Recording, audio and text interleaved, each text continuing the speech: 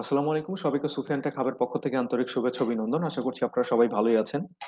আজকে আমি চলে এলাম এক্সেল এর আরেকটি টিপস নিয়ে কথা বলার জন্য, যেটা আপনাদের কিছু কাজে অবশ্যই এটা প্রয়োজন পড়বে। যে আপনাদের আ অনেক ডেটা আছে। এখান থেকে আপনি চাচ্ছেন যে এদের এই ডেটাগুলোর আন্ডারে কিছু র‍্যাংক বসাইতে। যে হচ্ছে আপনি কাকে 1st, 2nd, 3rd এরকম করে র‍্যাংক বসাইতে চাচ্ছেন।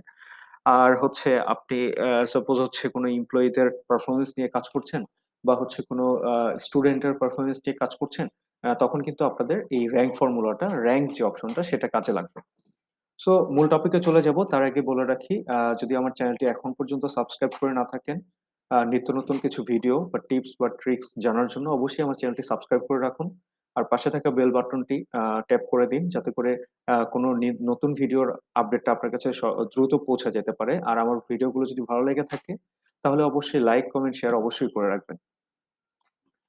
মূল টপিকে চলে যাই। হ্যাঁ, এখানে দেখেন আমি একটা টপিক লিখেছি। এটা হচ্ছে র‍্যাংক, হ্যাঁ? আমি এখানে এই যে নাম্বারগুলো, এই যে টেবিলটা আমি ক্রিয়েট করে রেখেছি। এখানে নাম, জিপিএ, কিছু পার্সেন্টেজ দেয়া আছে। এইখানে আমি র‍্যাংক করতে চাচ্ছি। ঠিক আছে? যে হচ্ছে এই জায়গায় আমি হচ্ছে এই যে আ জিপিএ গুলো আছে এগুলোর 1st, 2nd, 3rd এইভাবে কাউন্ট করব। সেটা কিভাবে? সেটা ছোট্ট একটু ফর্মুলা দিতে হবে। সেটা হচ্ছে ইকুয়াল টু র‍্যাংক, RANK, ঠিক আছে? র‍্যাংক দেওয়ার পরে ব্র্যাকেট ক্লোজ করে দিলাম। ক্লোজ করার পরে আমাকে যেটা বলছে সেটা হচ্ছে নাম্বার। আপনারা এখানে ফর্মুলা করবেন এই ফর্মুলা বারে, হ্যাঁ? সো এখানে নাম্বার দিতে হবে। সো সিম্পলি আমি এইটাকেই সিলেক্ট করব। যেহেতু এই রো তে আমি কাজ করছি, হ্যাঁ? কমা দিব।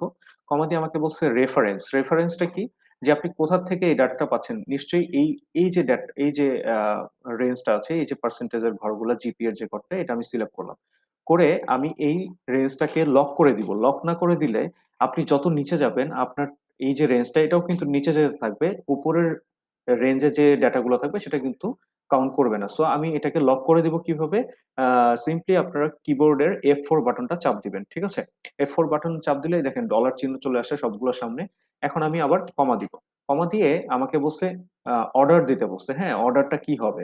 অর্ডারটা ডিসেন্ডিং মানে হচ্ছে আপনার মানে হচ্ছে বড় থেকে ছোট কাউন্ট করবে নাকি হচ্ছে ছোট থেকে বড় কাউন্ট করবে। ঠিক আছে? সো এটা আমি দিলাম হচ্ছে সাপোজ 0 দিলাম। ঠিক আছে? 0 দেওয়ার পরে দেখি কি আসে? এটা আসছে আমার 11 নম্বর। ঠিক আছে? আমি এখন কি করব? সিম্পলি ড্রাগ ডাউন করব। একটা ডাবল ট্যাপ করব। করার পরে দেখেন আমার চলে আসছে আ এই একটা র‍্যাংক চলে আসছে। ঠিক আছে? এখন র‍্যাংক গুলো এলোমেলো আছে। এলোমেলোটাকে আমি কিভাবে ঠিক করব? সেটা হচ্ছে ওই যে আমি আমার আগের ভিডিওতে হচ্ছে সর্ট নিয়ে একটা কথা বলেছিলাম। যদি সেটা না জেনে থাকেন তাহলে আমার ভিডিওটা অবশ্যই দেখে আসবেন। আমি এখানেও দেখায় দিচ্ছি, কোন সমস্যা নাই। এই র‍্যাংকটা আমি এখন সর্ট করব যে আমি ১, ২, ৩, ৪ এভাবে করে সাজাবো। সেটা কিভাবে করতে হবে?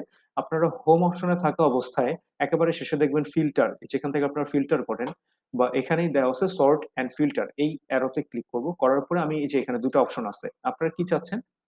স্মলেস্ট থেকে লার্জেস্ট মানে এখানে ১, ২ থেকে শুরু হবে নাকি হচ্ছে ১০, ১১ থেকে শুরু হবে।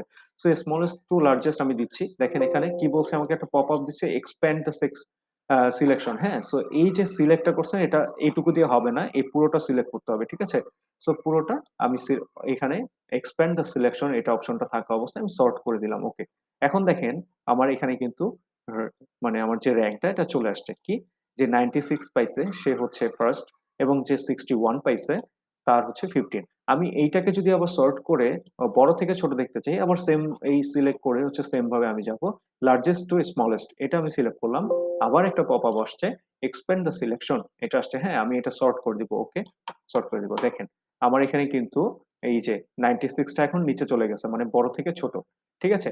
এই হচ্ছে ছোট্ট একটি টিপস, যেটা হচ্ছে আপনারা বড় কাজে হচ্ছে ইউস করতে পারবেন। বড় জায়গায় ইউস করতে পারবেন। আপনারা আ মান্থ মানে মান্থের শেষে কিছু এমপ্লয়ি পারফরম্যান্স দেখতে চান বা হচ্ছে কোনো রেজাল্ট দিচ্ছে, স্টুডেন্টের হচ্ছে পারফরম্যান্স দেখতে চান। সেক্ষেত্রে কিন্তু আপনারা ইজিলি এই ছোট্ট র‍্যাংক ফর্মুলাটা ইউস করে আপনারা কিন্তু সেই ডাটা গুলো বের করে ফেলতে পারেন। সো আশা করছি আমার ভিডিওটি ভালো লেগেছে। আ আ ভালো লাগলে অবশ্যই লাইক করবেন, শেয়ার করবেন, কমেন্টস করবেন।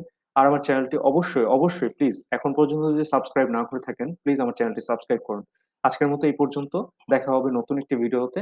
এই পর্যন্ত আল্লাহ হাফেজ। আসসালামু আলাইকুম।